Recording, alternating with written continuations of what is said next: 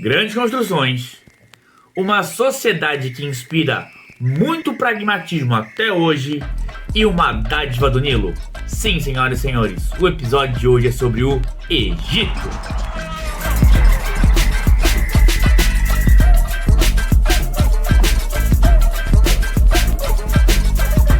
Para começar esse episódio, eu quero aqui deixar muito especificado que o Egito fica na África. E essa questão eu vou trazer com tanta força porque é extremamente comum que a gente tenha representações do Egito com pessoas brancas, pensando num mote, numa lógica europeia. E o Egito, galera, ele não é europeu. Embora muitas vezes a gente veja em filmes, novelas, a representação de pessoas brancas no Egito, vamos entender que essa questão do Egito com pessoas brancas é uma questão de filmagem, é uma estética eurocêntrica, é uma visão centrada na Europa, é uma visão que vai ser muitas vezes perpetuada numa lógica que vai se aproximar muito do eurocentrismo racista. Então, por o Egito ser fundamental em uma lógica cronológica de uma civilização imponente, com grandes construções magistrais, a gente precisa fazer essa chamada de atenção de você, porque o Egito é na África. Essa questão do Egito ser africano muitas vezes vai levar as pessoas a não acreditar que essas grandes construções foram feitas por essa população. E aí você vai ter uma série de mitos falando em aliens, alienígenas, uma correlação que vai existir entre as pirâmides egípcias e pirâmides de civilizações americanas. Lembrando que pirâmides são só construções que têm uma base maior que o topo. E essa questão da base ser maior que o topo torna a construção dela mais fácil. A construção dos grandes monumentos egípcios, elas já têm uma história e nós já temos hoje conhecimento suficiente de formas dessas produções serem feitas.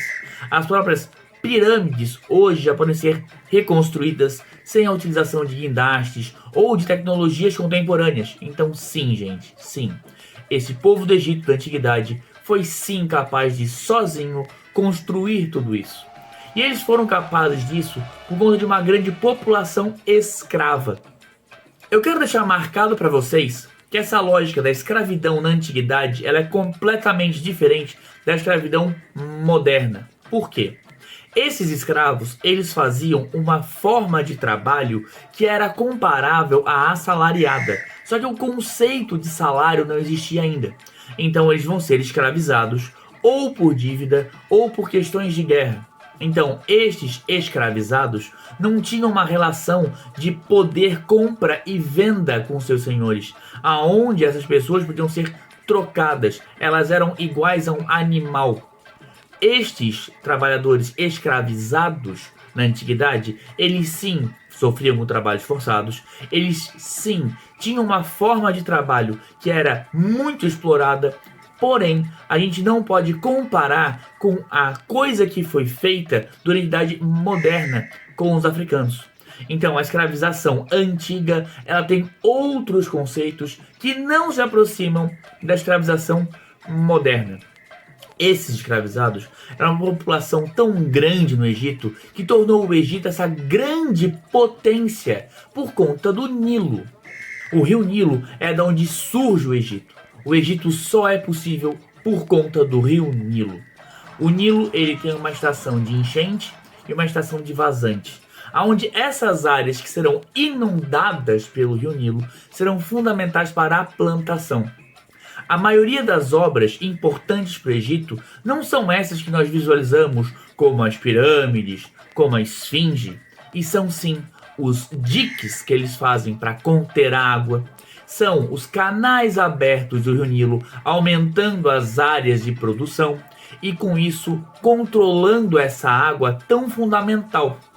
Não obstante, entenda que o Egito faz parte da região do Crescente Fértil, aonde vai estar inserida o rio Nilo, rio Tigre e o rio Eufrates. Esses rios fazem parte então do Crescente Fértil, São regiões que você vai ter centrada na imposição da água, como a Mesopotâmia. Percebam então que essa questão do rio e essas construções são fundamentais para essa civilização avançar. As pirâmides, a esfinge, são de cunho religioso e uma demonstração de poder diferente. Pessoal, se você está gostando desse nosso trabalho, divulga ele, manda esse podcast para alguém que você gosta. E não esqueça-se que nós temos também o nosso Apoia-se, apoia.se/História na Sala de Aula. Qualquer contribuição é muito bem-vinda para ajudar esse nosso projeto. As grandes construções em torno do Rio Nilo são fundamentais para a produção em excesso desse povo. Com isso, eles conseguem produzir excedentes. Estes excedentes vão ser produzidos pelos servos, a população egípcia que irá pagar impostos para o faraó. A questão do pagamento de impostos aqui é muito como uma oferta a um deus, porque o faraó era um deus vivo.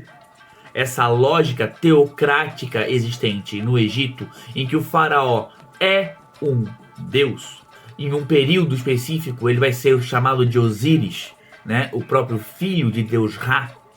Essa lógica que nós vamos ter com relação a um deus vai ser com que essa oferta seja de união do Egito. É importante sacralizar para vocês que o Egito ele não foi uma cultura única.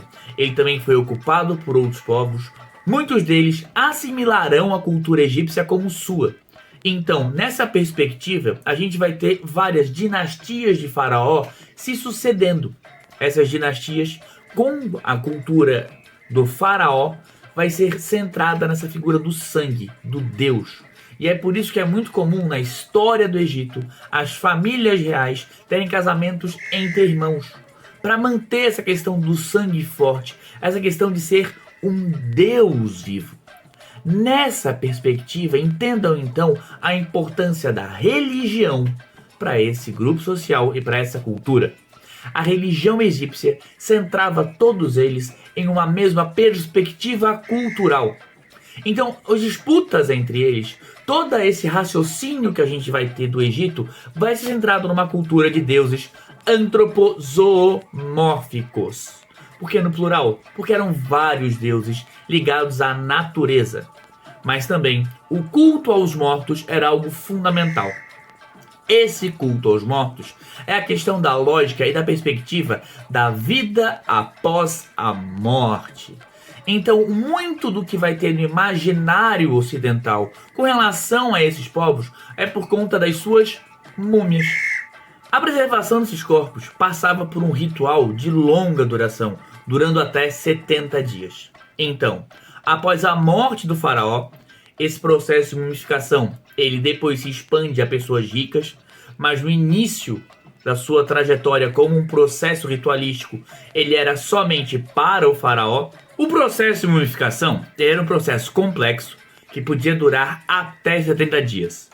Esse processo ele era feito longe das cidades. Imaginem um corpo ali em decomposição e todos os problemas que isso podia causar. Esse processo ele era feito por uma pessoa específica, eram sacerdotes específicos que vão fazer parte desse ritual. Esses sacerdotes conseguem desenvolver muito bem a medicina. Então a gente tem aqui o embrião da medicina que vai ser também pensado dentro da sociedade egípcia como algo a ser trazido para a sociedade, porque toda a explicação egípcia partia dos espíritos. Então esses sacerdotes que faziam a mumificação, eles tomavam cuidado de retirar os órgãos do corpo. Estes órgãos deveriam ser lavados e depois colocados em jarros. Apenas um órgão não era retirado do corpo, o coração. O coração seria julgado no tribunal de Osíris.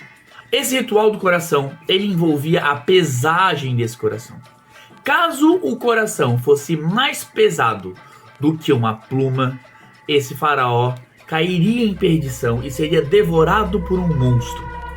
Essa perspectiva do coração ser pesado fazia com que toda a religião egípcia fosse ligada a estes espíritos de bem e mal. Então as doenças eram ligadas a espíritos malignos, levando a gente a entender um pouco mais essa cultura. Galera, esse primeiro episódio fica por aqui.